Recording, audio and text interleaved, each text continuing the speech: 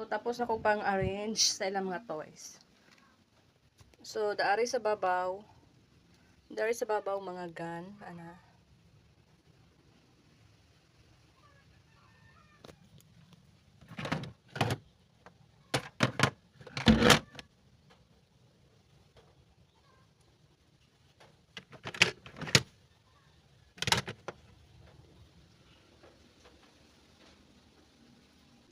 So, dari naman mga small cars. Dari naman para sa kong anak na babae. Ari naman mga seafood. So, dari naman mga seafood. May arata starfish, may arata shrimp, may arata crabs, fish, ayan. May naatay seahorse, and then ara mga tao. Mga superhero. Mga din na superhero, ari mga superhero. And animals, Tinkerbell's favorite tara. So may mga animals ta diri. And sa ubos naman mga iba pa. And then ari is mga blocks. Mga blocks ni siyan. May mga kasing pa na. So kani siya mga inogtiro, manggod ni siya sa iyang mga pusil-pusil. Mga inogtiro na. And sa dulo is another blocks and mga kagamitan. Mga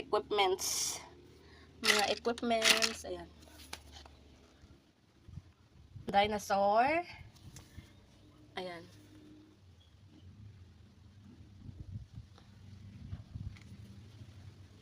Tapos dari naman nga area, so may arita table. So sa atong table may arita mga fruits, and then cute kayo itong pineapple fruits, ayan. This is our pineapple, and the grapes, ayan. And then so dari naman nga area is ilang nga mga toys, balancing bike, and kakarkar nga bike, another bike, mga balls, and salakyan. And another area is ara sa babaw. So dari naman nagbutang ko og mga fruits para ma-identify nila ang mga prutas. So malingaw gid sila, and then kabisado naman nila. So may ara pud ta dari mga animals, wild animals. So nagbutang sa ko wild animals. And dari mga first alphabets para dali nila ma-identify, and may ari pug ko. Nagbutang ko dari og animals, mga ano ni siya, para madali nila ma-identify ang mga animals and sounds. Animals and sounds ni dayon. Nagbutang ko dari og bird. So nako dari painting nga gibutang.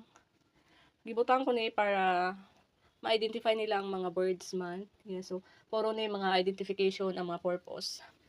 Ang mga purpose ani is to identify sa mga letters, alphabets, numbers, animals, and fruits.